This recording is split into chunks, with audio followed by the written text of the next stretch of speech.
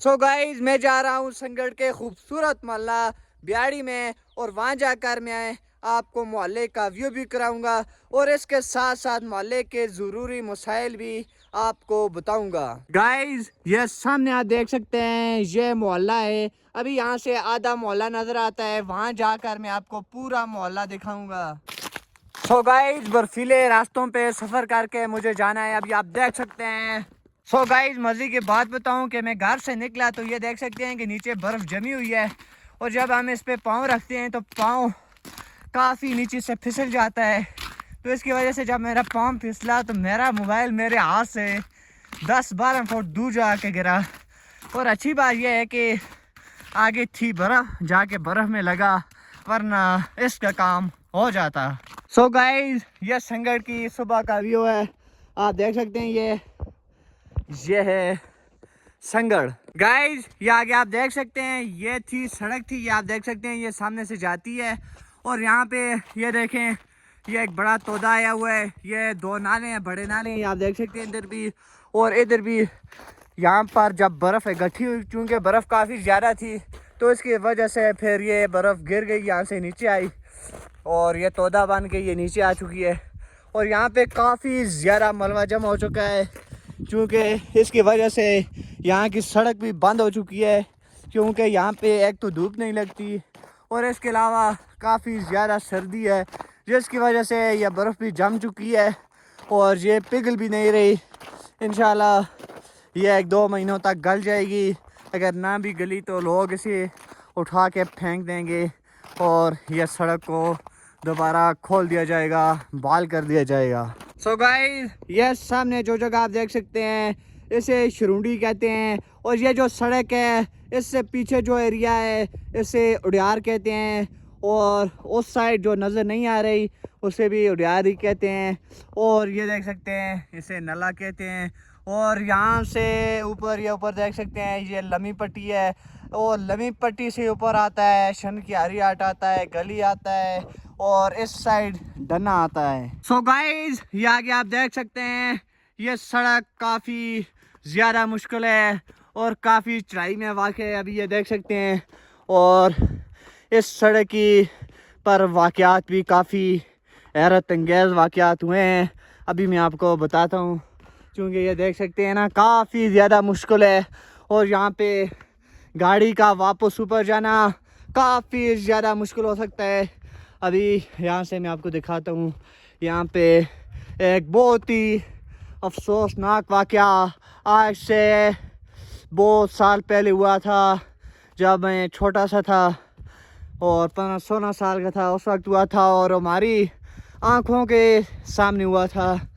एक गाड़ी थी, जीप थी, जो यहाँ तक ऊपर तक आई थी, लेकिन वहाँ से ये फिर रिवर्स हो गई। और जब ये रिवर्स हुई तो ये यहाँ से, ये जगह आप देख सकते हैं, यहाँ से ये फिर नीचे गई। ये देखें, और नीचे एक दरख्त था उसके साथ लगकर ये यहाँ तो रुक गई, लेकिन इसमें काफ़ी लोग जहाँ बाग हो गए। अल्लाह पाक इनकी मग़फ़िरत फरमाए।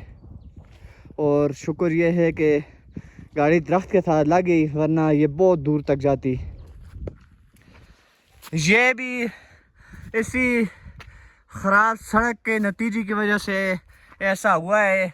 अगर ये सड़क तरतीब से सीधी बनाई गई होती तो ऐसे वाक़यात ना होते।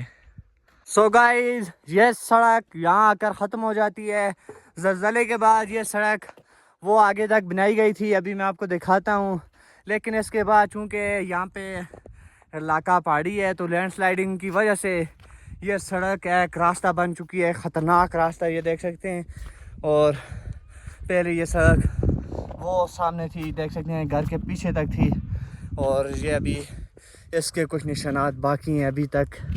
अभी मैं आपको दिखाता हूँ, ये देखें, और चंद ही शनाख्त बाकी है, बाकी ये गिर चुकी हैं।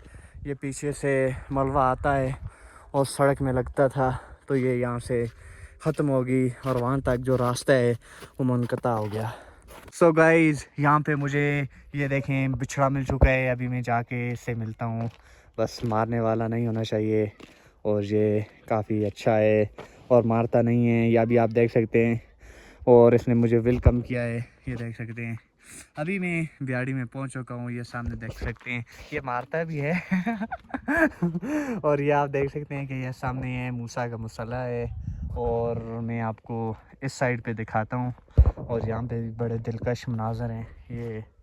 ये देखें, ये सामने, ये ऊपर है सडाना है, और उसके नीचे मुखेरा है, और यहाँ से ऊपर डना है, और यहाँ पे काफ़ी ज़्यादा बर्फबारी हुई है, ये आप देख सकते हैं।